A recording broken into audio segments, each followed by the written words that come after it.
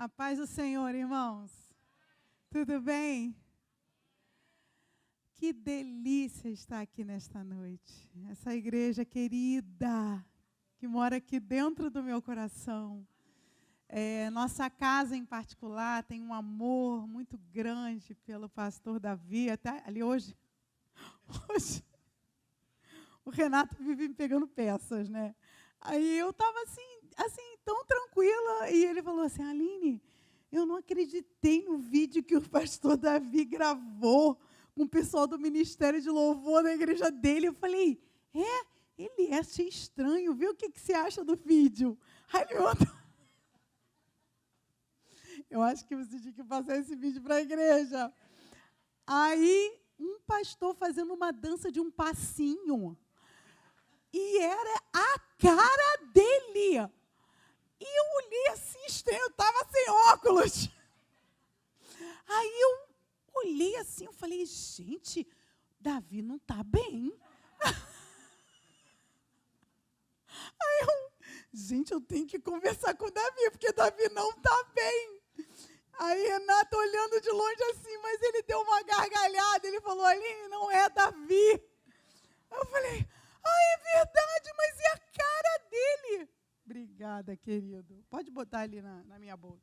Eu falei assim, mas é a cara dele. Agora que eu estou vendo, é verdade, não é Davi, não. Aí coloquei o óculos assim, eu falei, não, realmente não é Davi. Mas se eu fosse vocês, eu veria o vídeo, porque é muito engraçado. Vai botar para cá isso? Esse computador, ele é um sobrevivente. Porque você viu da viagem do Chile para cá, balançando de lá até aqui, e o computador não voar, então deu tudo certo. Eu só fazia assim, toda hora. Eu fechava e abria, e guardava. Fechava, abria, guardava, porque eu tinha hora que eu falei, gente, eu vou perder meu computador, né? Mas ele é um sobrevivente. Irmãos, eu tive um desafio essa noite, muito agradável, de ministrar a palavra nesse mês da família, né? E esse tema tão favorável, família, um lugar, no caso, um lugar seguro, né? Um lugar seguro? É uma pergunta, um questionamento. Aí, quando o pastor Davi me convidou e logo lançou o tema, né? É coisa de psicóloga isso, né? Tipo assim, será? Imediatamente, será? Né? Mas é um tema muito favorável, como sempre, o pastor Davi sempre traz temas muito sugestivos, muito favoráveis. Eu acho que para a igreja, para mim, para você, para todos nós, pararmos um pouco, meditarmos na palavra que Deus tem para nós através desse tema tão importante. Que o Senhor esteja conosco, amém? Na condição da sua palavra e naquilo que Ele quer para cada um de nós, na individualidade de cada um aqui. Que é o Espírito que manifesta individualmente, não a pessoa, mas é o Espírito. Então, que você seja alcançado pelo mover, pela ação individual do Espírito Santo. Eu preparei uma apresentação, eu não sei se vocês conseguiram colocar. Conseguiu? Ok? Pode passar. Tira aquela primeira, deixa aquela primeira slide por último, que está até o Renato, deixa ele por último. E já pode ir direto para o texto. Eu quero começar... Quando o pastor Davi mandou esse tema para mim, imediatamente eu lembrei dessa pessoa que tem uma história incrível, né, que é José. Eu estava assistindo um pastor falando sobre a história de José, e me chamou muito a atenção como é fato mesmo. Como a história de José tem tanta riqueza, traz para a gente... isso aqui eu vou deixar para o final. Pode passar no outro. Traz para a gente uma visão tão rica de vários fatores, sobretudo fatores psicológicos, né? O impacto dos movimentos, o impacto das decisões, né, na vida de uma pessoa. E como também o valor, o poder do perdão, tudo ali na história de José. Tem muita riqueza. Eu lembro que eu era bem pequena e meu irmão do meio, ele frequentou uma escola bíblica naquela época sobre a história de José, e eu vi que ele estava tão engajado naquela história, ganhou um concurso, eu achei tão bonito aquele, eu era muito jovem, né? Mas como aquela história de José marcou a vida dele. E marcou a nossa família também. De alguma forma, aquilo ficou registrado dentro de mim. E eu quero, passa esse homem bonito aí. Deixa esse homem bonito para o final, pastor Davi.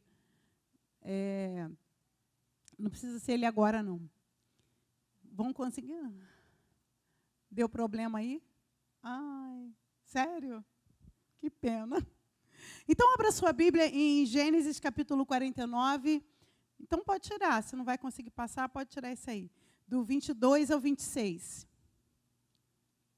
Gênesis, capítulo 49, do 22 a 26. Jacó, pai de José, né, e mais uma renca de filho. Acho que o Jacó era meio irmão seu, irmão Pedro.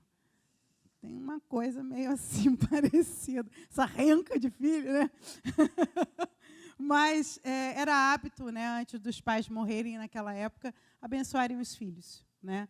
E Jacó estava nesse momento de liberar uma bênção sobre a vida de cada filho. E eu peguei exatamente esse trecho que ele fala sobre José, tá? Diz assim, a partir do 22. José é uma árvore frutífera à beira de uma fonte, cujos galhos passam por cima do muro. Com rancor, arqueiros o atacaram, atirando-lhe flechas com hostilidade.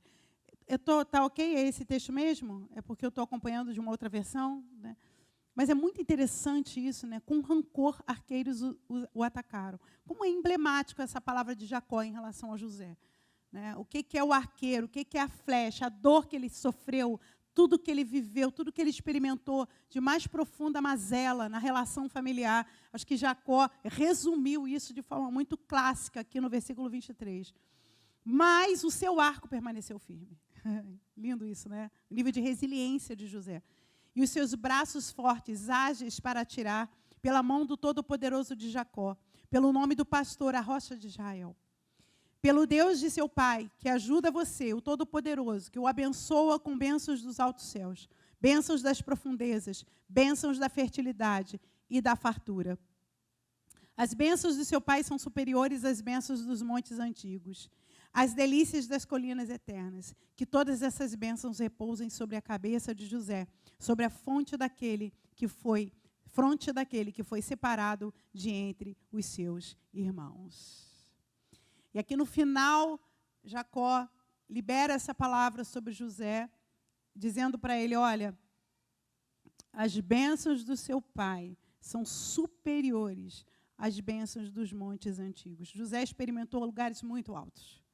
José experimentou riquezas gigantescas, mas Jacó diz, a minha bênção, ela se sobrepõe a todas essas.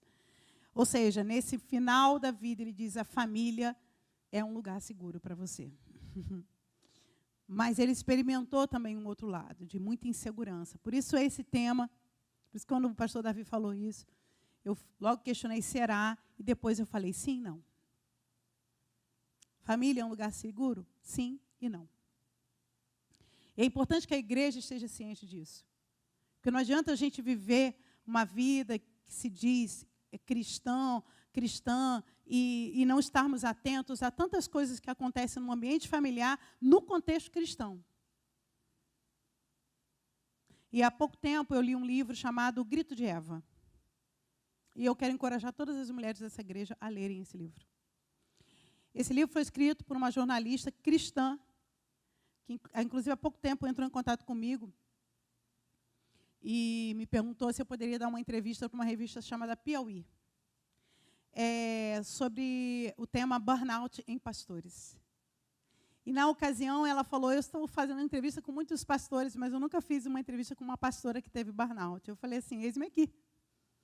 E eu comecei a relatar para ela toda a minha história e tudo que Deus tinha feito na minha vida, todas as dores, os amores e todas as lutas e as vitórias. E teve um momento que nós entramos no tema sobre a violência contra a mulher e tantas vezes eu vi a violência em mulheres no contexto cristão. Talvez você pense, mas puxa, né, porque o marido não é crente. Não. Já fui resgatar a mulher embaixo de cama, com a cara toda arrebentada, que o marido crente havia batido nela. Crente, de todo domingo está na igreja sentado, ouvindo o pastor pregar.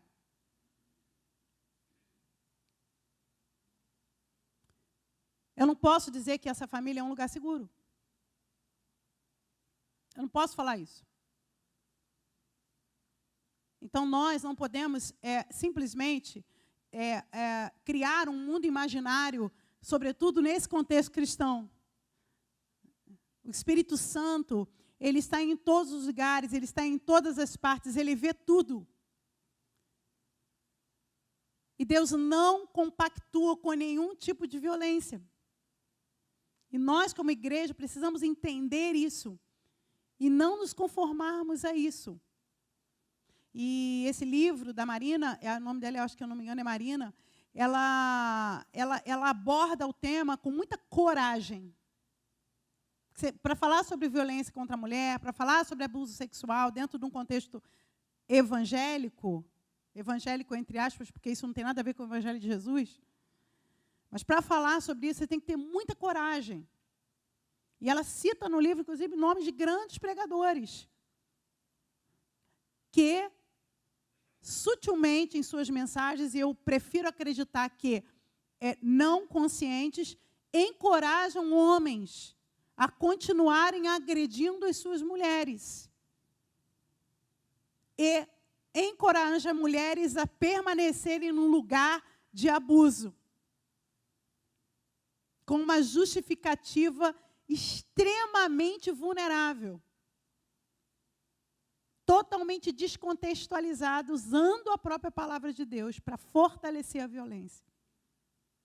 Nós precisamos abrir os nossos olhos, nós como cristãos, que servimos a um Deus vivo, que é contra, que abomina toda e qualquer violência. Amém, irmãos? E aí, olhando para essa história de José, vamos entender o que é um lugar seguro e o que ele pode fazer na vida de uma pessoa e o que a família, como esse lugar inseguro, pode também gerar na vida de uma pessoa. E no final, claro, um antídoto maravilhoso que eu deixei para o final, para a gente poder orar junto e agradecer ao Senhor. Mas, pena que não dá para passar, mas eu fiz uma linha. Vai dar? Mas acho que vai passar a parte que eu vou falar aqui. Eu fiz uma linha do tempo da vida de José. E aí eu fui colocando assim, seguro, inseguro, inseguro, seguro. Só para a gente ter essa visão de como é essa relação com a família que ele teve, gerou ou a segurança ou a insegurança. Só para contextualizar um pouquinho vocês, José era filho de Jacó. A mãe dele era Lia ou Raquel? Raquel. E foi o primeiro filho de Raquel. Quem foi o último filho de Raquel?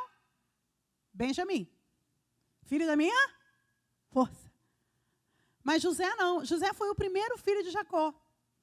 Ou seja, veja, Lia estava tendo um filho atrás do outro, filho atrás do outro, filho atrás do outro. E as servas de Raquel e toma-lhe filho. Né? Ali girava pelo menos umas 4 mulheres, dando filho para Jacó. Até que Raquel tem um filho, que era José. Então, o queridinho do papai acabou de nascer.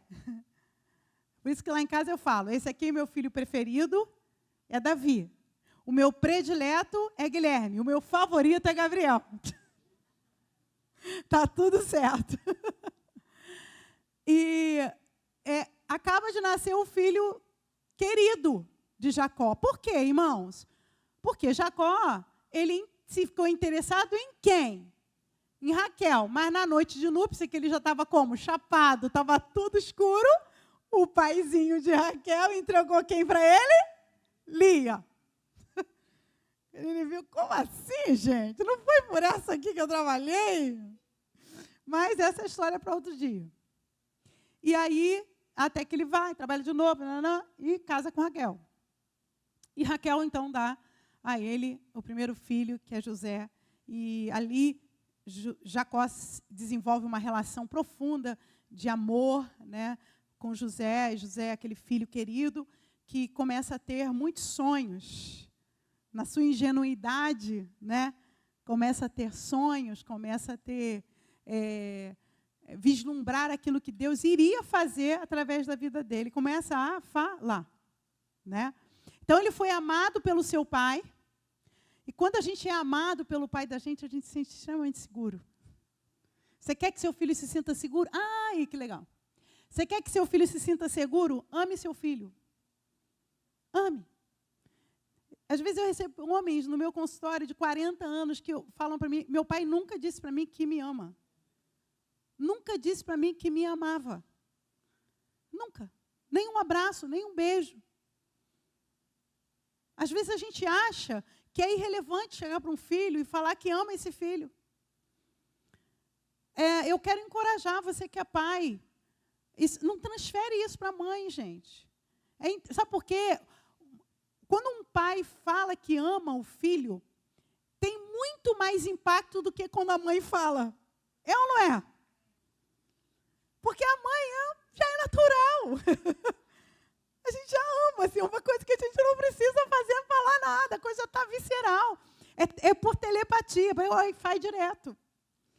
Mas o pai, ele só conecta no filho, só pega mesmo quando fala, eu amo você. E a Bíblia fala que José era amado por Jacó. Então, esse era um lugar seguro. Porém, quando ele é invejado pelos seus irmãos, aí já é um lugar inseguro. Por quê? Porque naquela relação ali, entre os irmãos, havia, claro, José estava ali, era um filho amado, tinha todo um impulso, mas quando eles começaram a ver que era real, que José ia reinar mesmo, que ele tinha até ganho já uma túnica, já era fato consumado, sabe? Eles olharam aquilo ali, e se você ganhasse uma túnica daquela, estava feito. Você ia reinar mesmo. Você tinha mais valor. A José é todo exibido, com a túnica dele. Inveja. E a inveja, no ambiente familiar, muitas vezes, isso é comum, irmãos. A gente precisa entender isso. Torna esse lugar inseguro. Se não bastasse a inveja, ele é vendido aos ismaelitas. Por quê? Vão matar? Mata? Não mata? Não, mata, vamos matar. Ele merece morrer. Olha o requinte, o nível de crueldade que você pode encontrar dentro de um ambiente familiar. Ah, pastor Eli, mas naquele tempo, não, irmãos, a gente vive assistindo televisão, a gente vê aí pai que joga filho da janela, mãe que deixa o padrasto matar a criança. Isso é mito. A gente carrega um monte de mito na nossa cabeça. Sabe o que é um mito que a gente carrega? É um mito da mãe que ama. Isso é mito. Ai, pastora Aline, que coisa. Irmão, sinceramente, eu não vim aqui para falar o que você queria ouvir. Me chamou, agora me aguenta.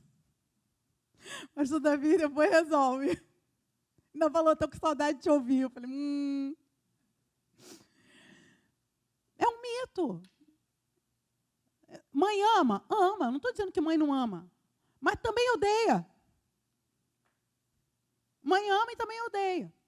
E uma das maiores dificuldades que às vezes eu tenho acompanhando mulheres no puerpério é exatamente elas entenderem que elas têm raiva. Sabe que a maior dificuldade de uma mãe no puerpério é admitir que está com raiva. Agora, como uma criatura dessa não vai ter raiva?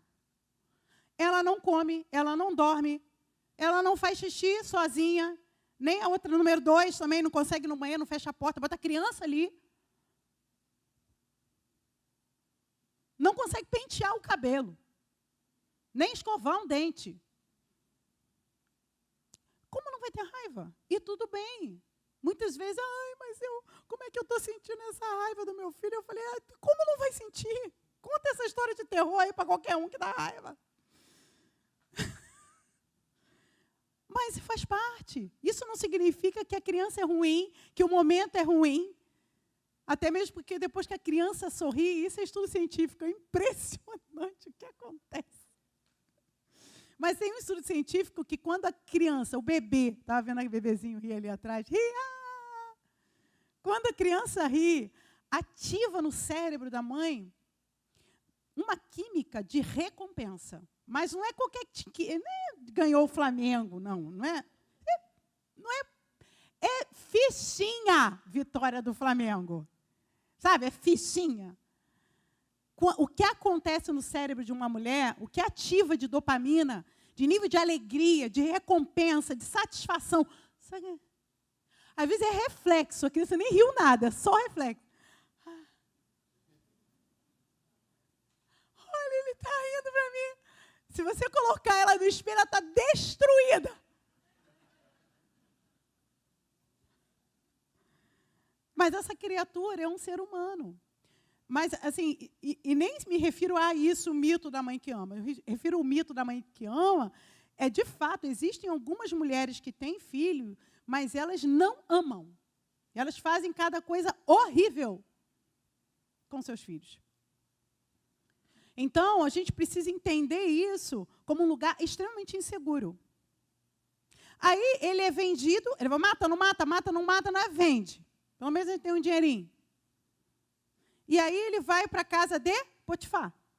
Lá na casa de Potifar, um lugar seguro. Já viu que aquele negócio que é mal que vem para bem? É isso. É tipo isso, um malzinho que vem para bem.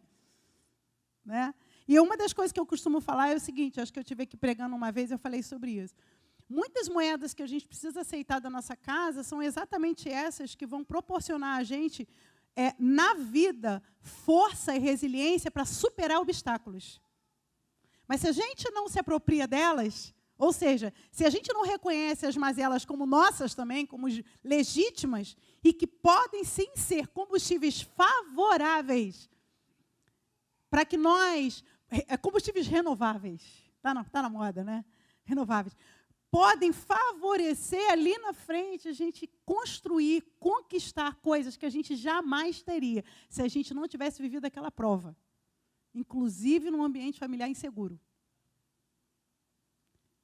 Mas é uma decisão que você vai ter que ter e tomar de olhar para si mesmo, olhar para a sua história e reconectar em paz. É em paz, revisitar. É uma coisa que eu falo muito com meus pacientes, ou então com outras pessoas que eu me conecto. Vamos revisitar a nossa história com um olhar mais maduro e não infantil. E quando eu falo infantil, eu não estou dizendo que você está errado, por muitas vezes ser sequestrado emocionalmente por questões que você viveu na infância, mas porque você cresceu. Então, quando ele vai para a casa de Potifar, ele se vê favorecido pelo seu senhor. Depois, ele é tentado pela esposa de Potifar. Lugar inseguro.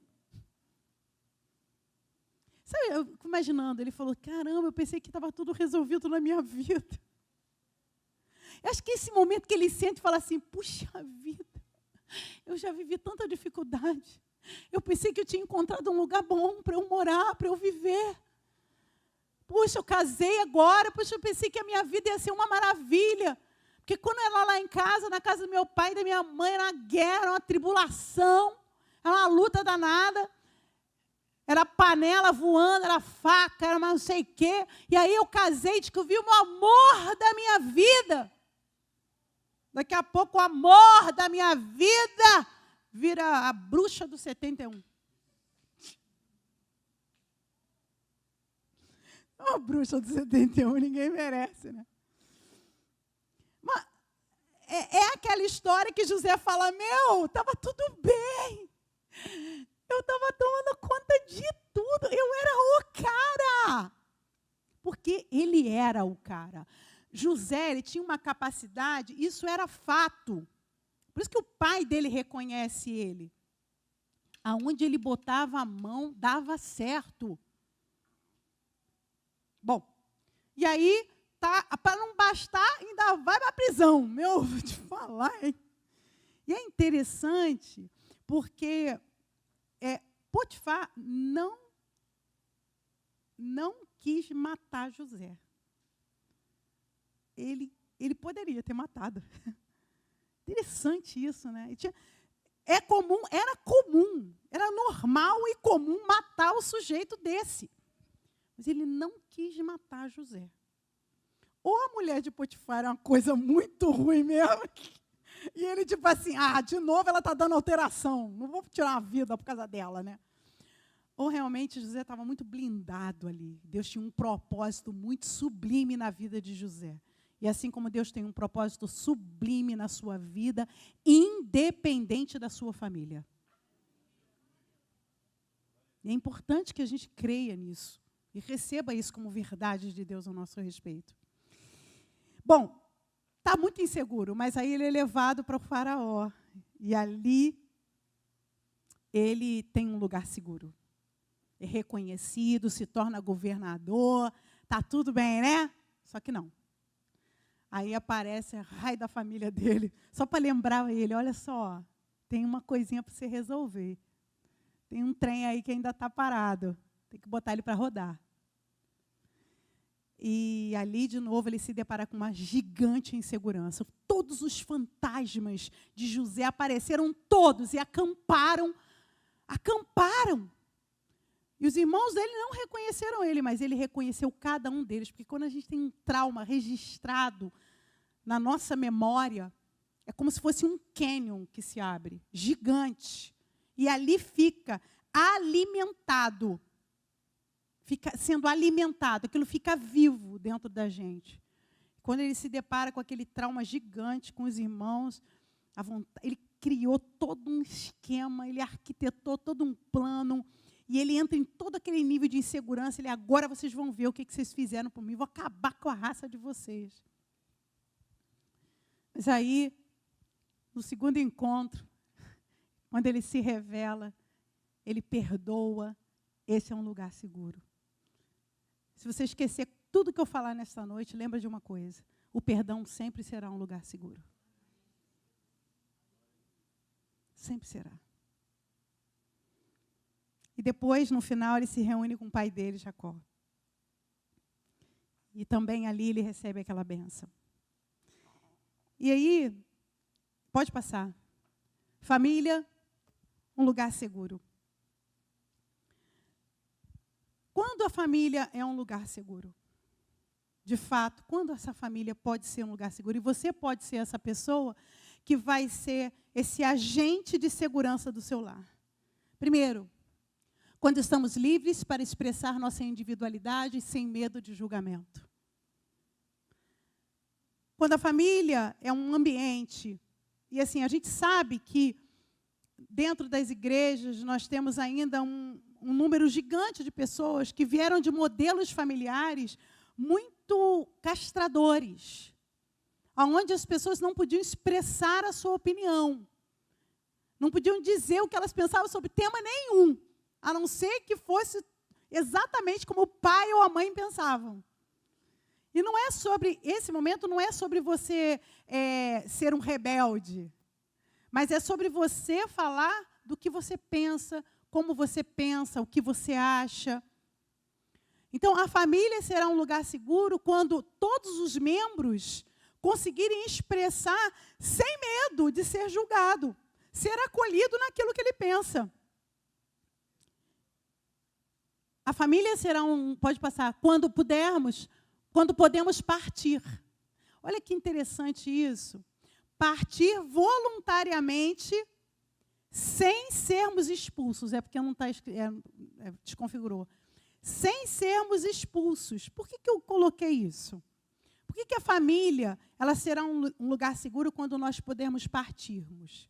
Imposições e expectativas familiares. Uma das coisas que às vezes eu percebo na minha jornada, tanto na igreja quanto na minha profissão, é que algumas pessoas elas precisam lidar com imposições familiares, e essas imposições, muitas vezes, as prendem em uma situação de vida. Exemplo, eu estava conversando com um jovem, ele estava fazendo o processo dele de orientação profissional, e ele falou assim, eu queria fazer jornalismo. Eu falei, cara, legal, por que você não faz? Não, porque meu pai quer que eu faça direito. Por que você é médico? Ah, porque minha mãe queria que eu fosse médico. Ah, porque minha tia é médico e ela falou que tem que ser. Muitas vezes as pessoas não entendem, e isso muitas vezes é uma projeção do próprio pai e da própria mãe. E uma vez, até quando o Davi falou para a gente assim, eu quero ser pastor. Aí eu falei, Deus, me ajuda a não atrapalhar o seu processo, mas eu estou com muito medo. Porque quando ele falou para mim e para o pai que ele queria ser pastor, eu falei, ai meu Deus, será que a gente está impondo alguma coisa? Será que a gente está impondo alguma coisa? E algumas vezes eu falei isso para ele, filho, tem certeza que você quer ser pastor? É um chamado do seu coração? Porque, cara, você está livre para você ser o que você achar que tem que ser. O importante é que você sirva a Deus. Não, mãe, eu quero ser pastor, está tudo certo. Eu falei, tá bom. Mas é importante que os filhos tenham liberdade de escolha. E o que acontece muitas vezes é que quando isso fica muito dentro de um contexto familiar opresso, onde as pessoas não têm liberdade para seguir em frente naquilo que elas desejam, que elas sonham, você cria um ambiente de alta repressão. E muitas vezes chegam no meu consultório pessoas adoecidas emocionalmente, porque elas não conseguem expressar o que elas querem, o que elas sentem, sintomatizadas, literalmente, dor. Tem gente que começa a falar para mim assim, não, porque eu vou falar de um assunto hoje que é muito difícil para mim, porque meu pai, porque minha mãe, Eline, já estou até sentindo essa dor aqui de novo. É uma dor totalmente psicossomática. Por quê? Porque essa pessoa não tem liberdade. Dê liberdade ao seu filho, dê liberdade à sua filha. Pergunte, faça questionamentos. É isso mesmo? É isso que você quer? Deus falou com você? O Senhor está ministrando isso no seu coração? A família será um lugar seguro quando a gente não se sente culpado, porque a gente não está necessariamente atendendo uma expectativa do pai e da mãe. Claro, eu não estou falando de você sair por aí fazendo o que você quer na telha, dentro da telha, não tem nada a ver com isso. Uma vez o Guilherme chegou para mim e falou para mim assim, mãe, eu vou sair, vou voltar 2 horas da manhã. Eu falei, com autoridade de quem? Autorização de quem? Ele é minha. Mãe, você tem que entender. Eu estava lavando o banheiro. Não tem agora melhor para ver coisa dessa? Mãe, você tem que entender que eu não sou crente. Eu falei, claro que você não é. Eu sei disso, mas continua sendo meu filho. E vai ser para o resto da vida. Está ciente disso? Aí ele saiu. Não estou falando que esse é um convite, vamos lá, faz o que você quiser da vida, né? Não é sobre isso. É sobre você dar a essa pessoa, esse ser humano, essa liberdade. Terceiro, família é um lugar seguro quando idealizamos menos e aceitamos mais a realidade. Família real é melhor que ideal. Família real é melhor do que a ideal. E ano passado o tema foi, como é que é? Família imperfeita. Perfeita, imperfeita. Eu preguei sobre isso, alguma coisa, mas família real é essa. É aquela família onde você entende que tem um pai que é um homem, tem uma mulher que é uma mulher, tem uma mãe que é uma mulher. Quando a gente olha para os nossos pais numa perspectiva de que eles são pessoas e que os nossos filhos são pessoas também e que merecem o respeito, muitas vezes a família é um lugar inseguro quando um pai olha para um filho e fala, você tem que me obedecer porque esta casa é minha e quem bota comida na mesa sou eu. Quando você começa a ter que afirmar muito, querido, que você não é.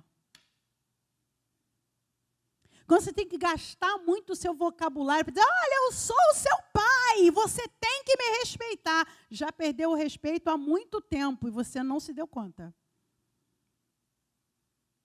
Porque não é assim que a gente traz o filho ou a filha para perto. É respeitando aquela pessoa.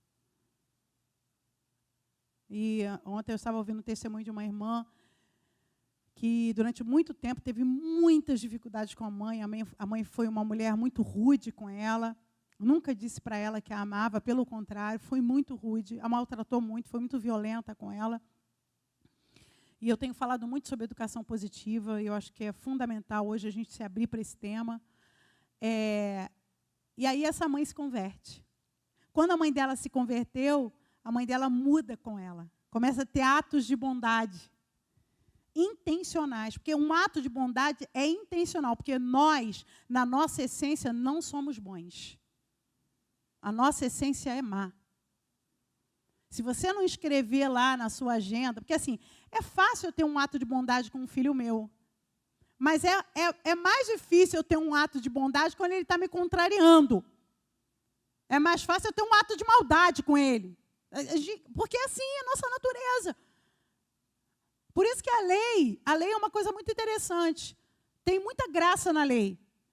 Muita graça. Se eu botar aquelas duas crianças para ali fora para brincar, se uma puxar o brinquedo da outra, a outra que teve esse mal, esse dano, ela vai puxar o brinquedo de volta e puxar o cabelo. Porque a gente nunca dá na mesma medida. Mas a lei tem graça na lei. É olho por olho, dente por dente. Olha que interessante isso. Porque nós somos, na essência, maus. E aí, quando você olha uma criança, quando você olha uma pessoa, um ser humano, um pai, uma mãe, e quando ela começou intencionalmente a ter atos de bondade com a filha, me reconectei, atos de bondade com a filha se converteu a Cristo.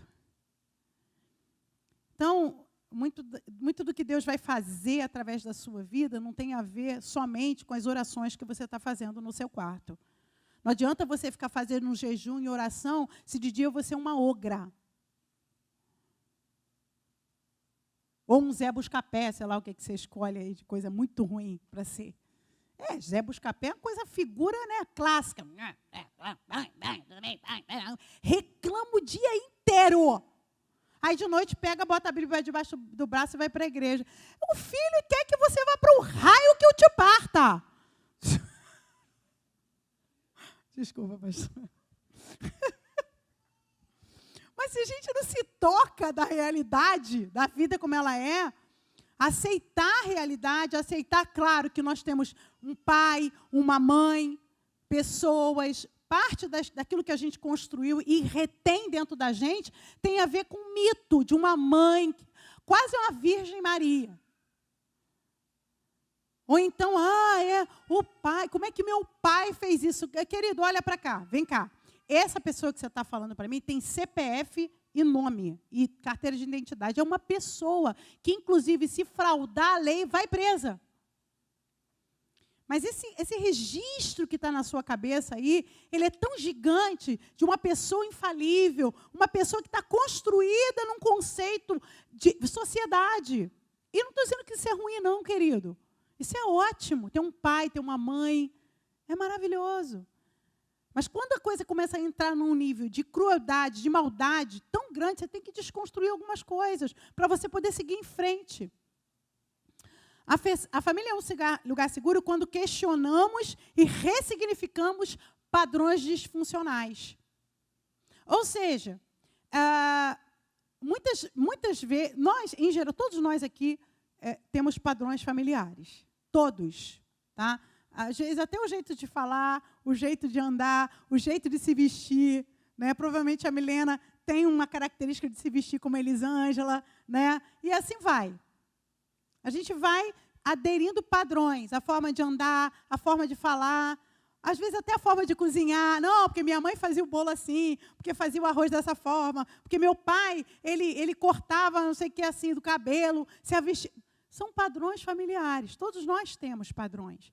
A questão é que quando esses padrões eles começam a se tornar disfuncionais, eles precisam ser revisitados e não fortalecidos. Ou seja, quando você tem uma pessoa, por exemplo, que teve uma história familiar, que o pai traía a mãe diversas vezes. Traía. Você vai, casa com a mulher, aí daqui a pouco você está traindo de novo. Aí você, não, eu estou traindo. Tem padrão familiar aí.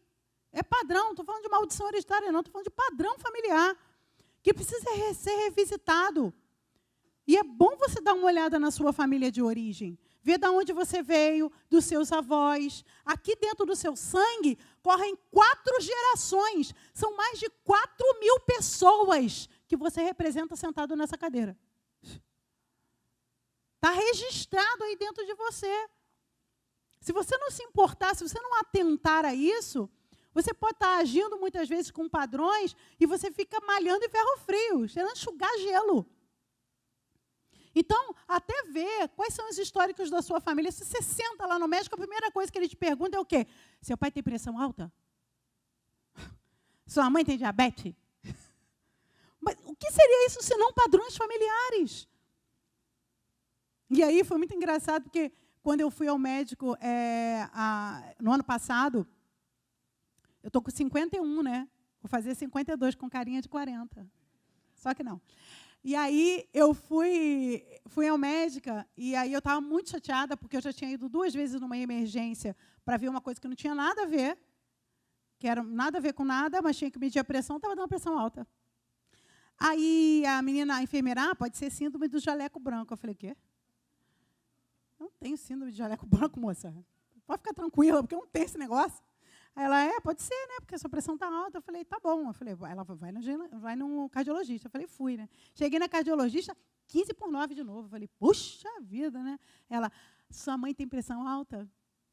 Eu falei, sim, meu pai e minha mãe hipertensos. Aí ela, eu acho que você está hipertensa. Eu falei assim, puxa vida, eu estou arrasada. Estou arrasada. Ela falou, que nada, você tem que estar feliz. Eu falei, como feliz? Ela porque você está atrasada há 20 anos. Eu falei, como assim? Ela, porque você está com pressão alta desde os 30. Até que você demorou. Aí eu saí feliz. Mudou, saí feliz. Porque são padrões. Padrões familiares. E muitos padrões que você está trazendo da sua mãe, que você se comporta com o seu... Da mesma forma, só que o marido é uma coisa muito interessante, né? Ele nunca te elogia, nunca. Mas ele tem a capacidade de chegar para você, você está igual a sua mãe. Né? Mulher também. Não fala nada, não emite voz de bondade, nada. Está agindo igual seu pai. Mas faz parte.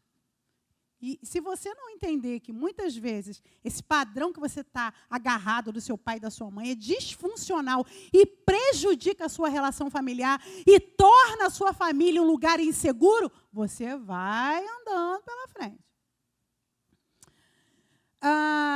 Também, a família é um lugar seguro quando Jesus é mais do que apenas um livro aberto no Salmo 91. Porque vamos viver mais o que Jesus falou, né? O que ele falou, como ele andou, o que ele fez. Porque a gente adora cantar, a gente adora fazer uma programação da igreja, na igreja, a gente adora colocar uma camisa gospel, mas na hora de, entendeu? De ser como Jesus, mas minha carne é fraca, né, irmã? Então a gente está precisando de mais imitadores de Jesus. A gente está precisando de pais mais imitadores de Jesus, mães mais imitadoras de Jesus, filhos mais imitadores de Jesus. Eu lembro que quando eu me converti, eu peço desculpa aqui para contar um fato meu, pessoal. Eu lembro que quando eu me converti, eu tinha 13 anos, eu estava no auge da rebeldia. Eu estava muito rebelde. E eu queria, assim, acabar com a vida do meu pai. Eu odiava ele com todas as minhas forças. Porque ele fazia minha mãe sofrer demais. Alcoolista, então era um caos. Minha casa era um pedacinho do inferno. E eu tinha muita raiva dele, muita raiva. E eu me converti exatamente no meio dessa raiva. E aí eu lembro que eu tive uma discipuladora fantástica, que eu chegava para ela, eu contava aquilo tudo, eu falava, puxa, estou com muita raiva do meu pai. Aí ela falava para mim, ora por ele. Uma coisa linda, né?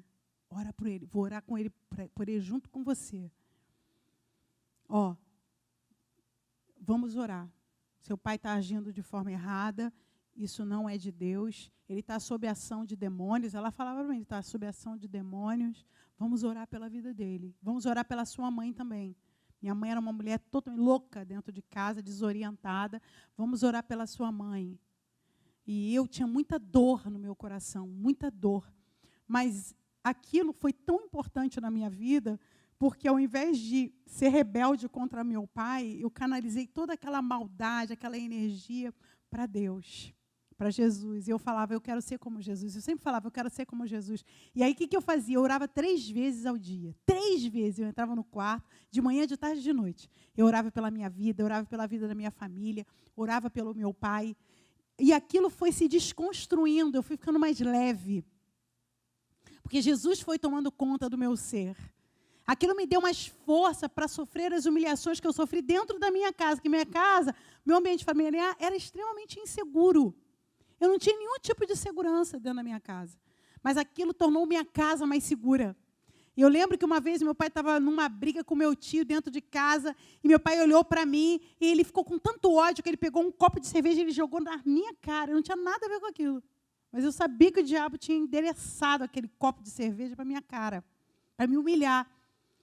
Mas eu olhei, respirei e me conectei com o Espírito Santo naquele momento, perdoei meu pai. E aquilo foi fantástico na minha vida. Minha mãe se converteu.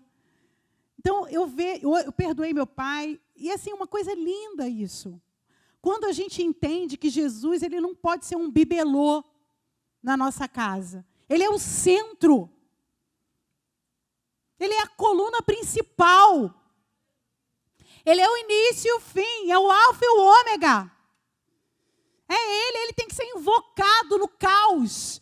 Porque o Espírito de Deus se movia sobre a face das águas. E disse Deus, haja luz, e houve luz. Então, quando Jesus está no centro, tudo muda. A família será um lugar seguro quando nos vemos como humanos iguais, independentes de toda e qualquer hierarquia. Pai é pai, mãe é mãe, mas é todo ser humano, está todo mundo morando dentro da mesma casa e todo mundo tem suas necessidades. E muitas vezes você vai precisar, sim, olhar para o outro sem julgar e dizer, como é que você está se sentindo? Vem cá, eu quero te ouvir. Vem cá, vou te dar um abraço. Não sei o que eu posso fazer por você não, mas eu vou te abraçar.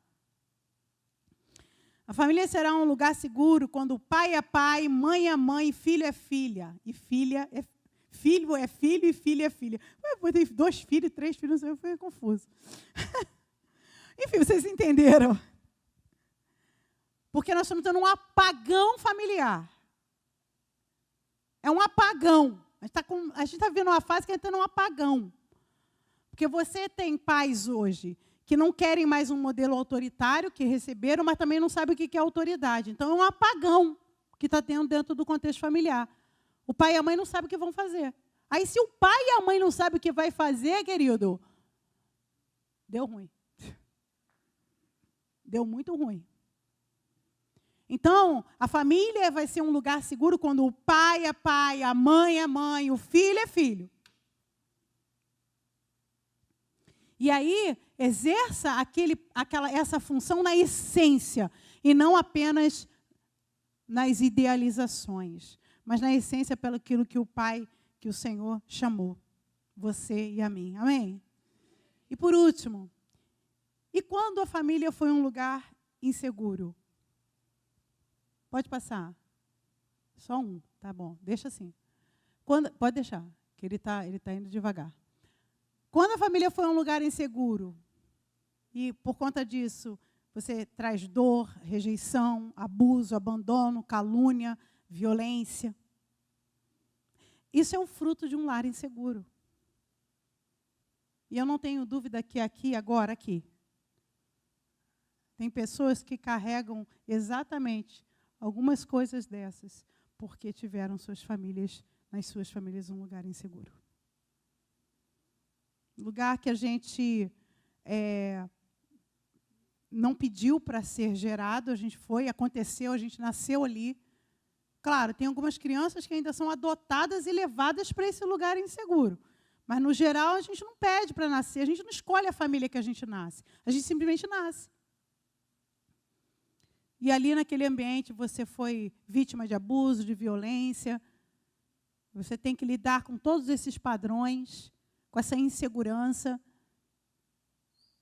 E aí você fica travado na sua vida, por conta da dor, da rejeição. E muita coisa não acontece, não evolui, não vai para frente. Mas aí, como eu falei para vocês, qual seria o antídoto? Pode passar. Qual seria o antídoto? Deus faz que o solitário viva em família. Liberta aqueles que estão presos em grilhões. Salmo 68, 6. Amém? Deus faz que o solitário habite em família. Essa é a nossa principal segurança. E eu não sei o que você viveu na sua vida. Eu vim aqui nesta noite trazendo duas pérolas para você levar para casa. Uma é para que você possa fazer da sua casa um lugar seguro.